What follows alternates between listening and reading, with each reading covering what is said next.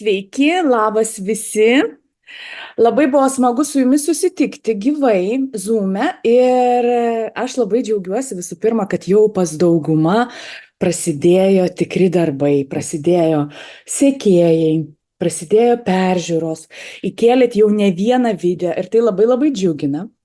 Bet su sekėjais ir su peržiūrom mes turime ir trupučiuką heiterių. Valio, visų pirma, aš noriu jūs pasveikinti. Nes tik tai turint heiterius galima suprasti, kad tu tampi po truputėlį populiarus arba tampi įdomus žmonėms. Taip pat noriu atkreipti dėmesį, kad YouTube'ui visiškai nesvarbu, kas žiūri jūsų video. Ar sekėjas, kuris labai jūs myli, ar heiteris. Jam vienodai šviečia, jis užskaito peržiūras tiek už vieną, tiek už kitą.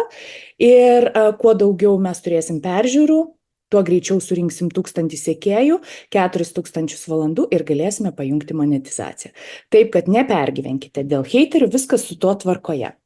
Tačiau aš jums noriu parodyti, kaip galima išvengti blogų komentarų ir kad pas jūs niekas nerašinėtų ant jūsų tos vadinamos sienos ir kad jūsų neįžeidinėtų.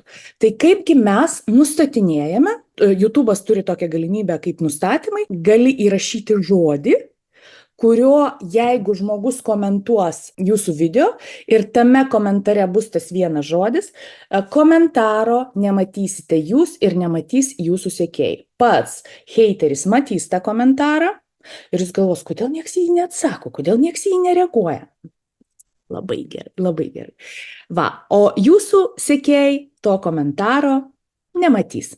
Dar vienas žmogus klausė, o ar galima padaryti taip, kad viskas matosi ir tik tai tas žodis komentare nesimato?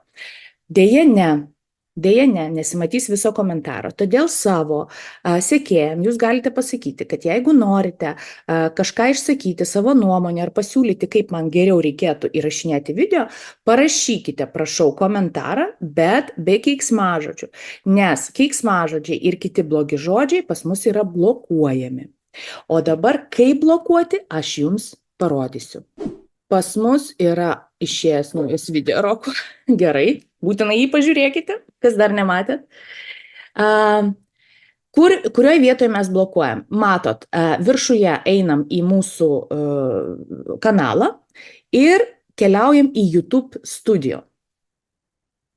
Atkeliavę į YouTube Studio, keliaujam iki žodžio Settings. Einam į Settingus.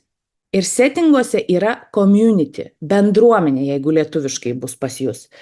Bendruomenė ir toliau keliaujam žemyn ir va šitoj va vietoj, kur yra blocked words, užblokuoti žodžiai, jūs galite pradėti rašyti tuos žodžius, kuriuos gaunate komentarus. Galite surašyti iš anksto žodžius, kokius galvojate, kad gali vaikai keiktis arba rašyti. Arba galite, jeigu kažkas parašė, nukopijavo tą žodį ir įrašėte šičia. Dar atkreipiu dėmesį, čia aš pasistengiau tokius kultūringus keiksmažodžius dar įrašyti. Atkreipiu dėmesį, pavyzdžiui, jeigu kas nors pakomentuos žodį durnius, arba nesąmonė, tarkim, soriukas, durnius, ar ne, jūs turėtumėte įrašyti ne tik durnius, bet kažkas gali rašyti durnelis, durnelė. Gali rašyti su lietuviškom raidėm.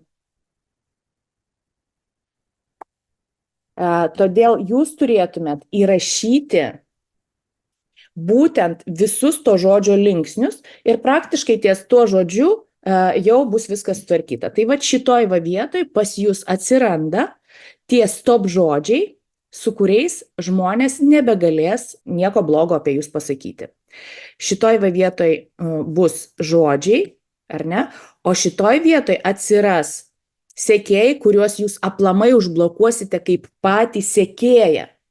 Toj parodysiu, kaip galima užblokuoti sekėją, kad jisai nebematytų jūsų kanalo. Bet jeigu tas žmogus nerašo nieko labai šlikštaus, o tik tai porą keiksmažodžių, tai galima tiesiog pradžiai tik tai įrašyti tuos keiksmažodžius, vat kaip įrašėm, paspaudžiam save ir mes turime išsaugoję būtent tuos keiksmažodžius. Jais nebegalima daugiau nieko komentuoti. Dabar, tarkim, einam į video šitą.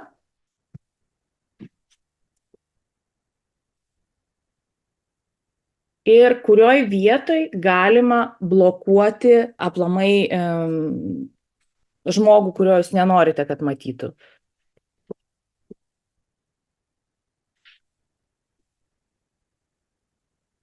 Na va, tarkim.